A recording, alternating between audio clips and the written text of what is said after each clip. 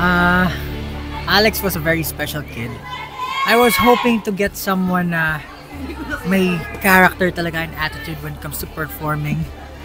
Pero ending, si Stel pa rin ang pinili niya as coach. Madaya si Stel. Kahit hindi umiikot, pipiliin eh. Anyway, I'm happy na talagang sobrang daming talented kids na alam din nila kahit pa paano kung ano yung gusto nilang music and sound. And I'm sure Alex has a bright future ahead. Lalong-lalo natuturuan siya ni Coach Stel. Kasi si Coach Stel, yung mga nalalaman yan sa akin din galing.